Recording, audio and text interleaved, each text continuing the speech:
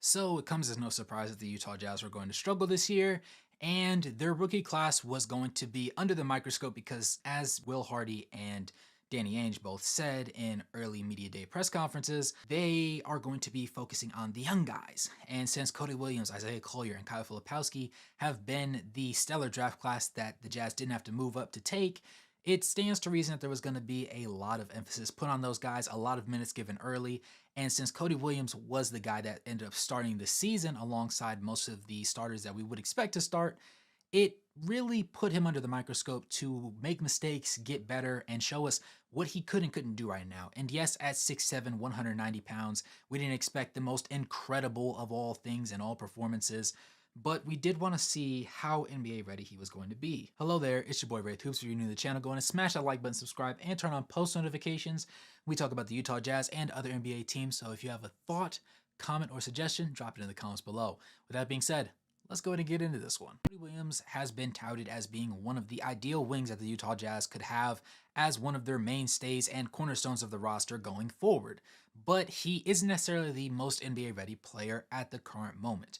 He had a small sample size of three-pointers, and while we do expect him to be a shootable or shooter type of player, he doesn't necessarily have the size to compete as terrifically on the defensive side of the ball, and he can't necessarily bump off defenders when they're closing the gap on his space, and they can kind of move him out of his way on driving lanes, which obviously presents its own problems. However, in his 16 games of action, this is what the numbers are looking like. So he started in 7 of those games and put in a total of 18 and a half, almost 19 minutes of action per night.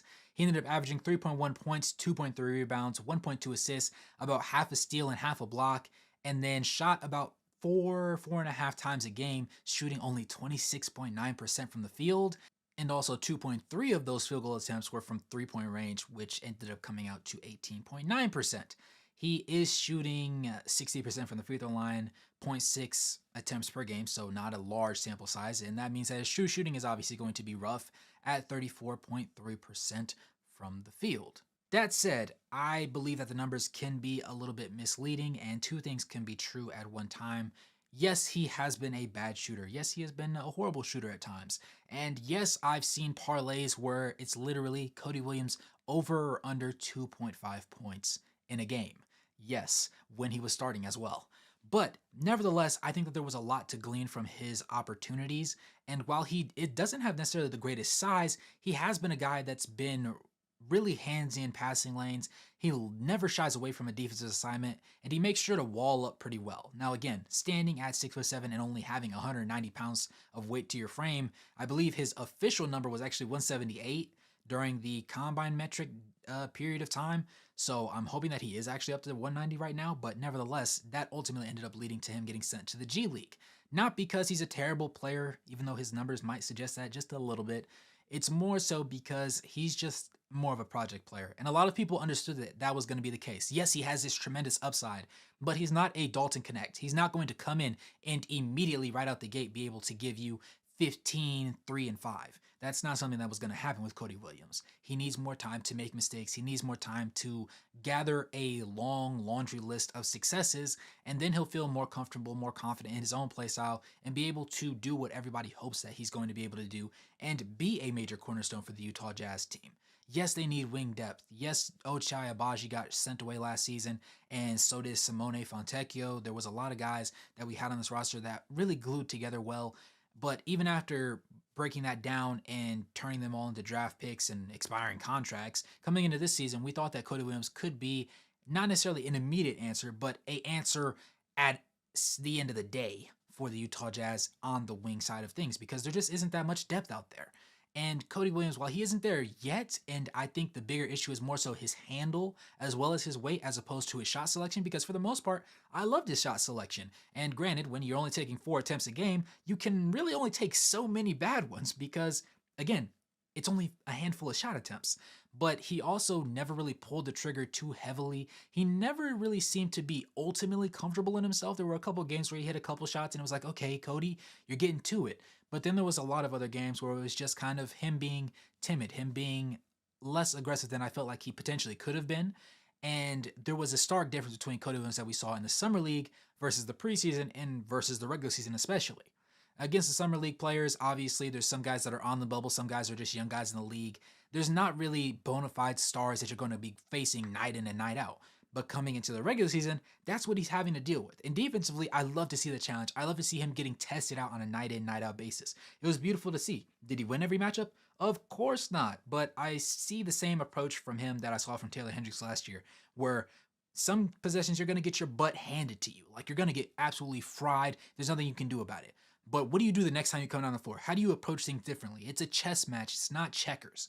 And I like to see him try and make up for his lack of just size overall with the use of his length in creative ways. And yes, he only averaged zero point 0.4 steals a game, but overall, they were timely steals. They were pass lane steals. He was good at getting deflections. And I just honestly enjoyed watching him play on the defense side of the ball. And when he does put on some more weight and get more comfortable at the NBA level, I think that he's going to be lovely to see alongside a healthy Taylor Hendricks, a healthy Larry Markkinen, and a healthy and aggressive Walker Kessler. Those kind of things really get my engine going, and I think that he really has a lot of potential on that side. Offensively, I don't think he's ever going to be the kind of Devin Booker, Donovan Mitchell-esque type of player where he's going to do a lot of size ups. He's going to have a lot of dribble moves in his bag, but I do think that he can stand to get his handle just a little bit tighter and be a little bit more deliberate with what he's doing. I believe that with his rangy wings, I think that he can really make something happen from a possession in, possession out basis. And he's not going to be the focal point of the offense. He's not even going to be the second option on the offense. He might not even be the third option. And that's if he does end up being a, starter on this team. If he does end up being more of a sixth man, seventh man in the rotation, then obviously there's going to be a different expectation for him. But with the time being, the expectation is that one day he will have the opportunity to be a starter. Him being able to generate solid offense on a few possessions here, there, and in between every so often during a couple quarters of the game will be the decisive moments that determine whether or not he will be on this roster for the long term or if he's just a guy that's just going to be, in here, a project that potentially fails or just ends up being a rotation piece and he gives you, 8 points, 3 boards, and an assist and a half in 22 minutes a game. And I, again, am very high on his ability to do things. I think that him shooting off the catch will end up making or breaking his ability to stay on the floor at certain points.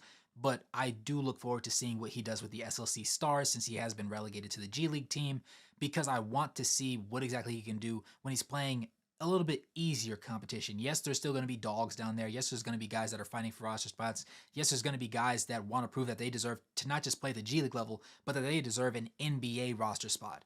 And being that he is the highest drafted rookie from this year's class for the Utah Jazz, he has to make sure he carries that chip on his shoulder of saying, hey, I had the opportunity to start. I wasn't necessarily ready for the lights. They were a little too bright. I didn't have the size. I need to work my butt off right here in the G League and show you guys you're just simply not me. The reason why you're in the G League is because you're vying for an opportunity to play at the NBA level. I'm in the G League because I just needed some fine tuning.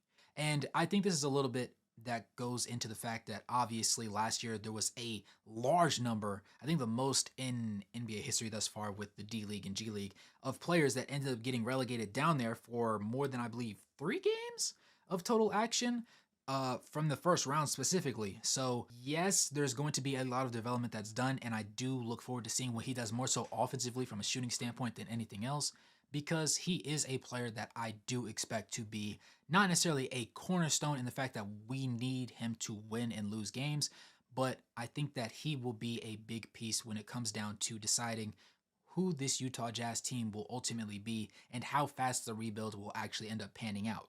Will this be the last year that we tank, or is next year going to be something else that's on the table? With that being said, though, if you made it this far in the video, I appreciate you. Go ahead and smash that like button, subscribe, and turn on post notifications. It's been your boy, Wraith Hoops. Go ahead and drop a donation or become a member of the channel to help support the content. And as always, good morning, good evening, and good night, no matter where in the globe watching. Thank you for tuning in, and I'll catch you guys in the next one. Peace.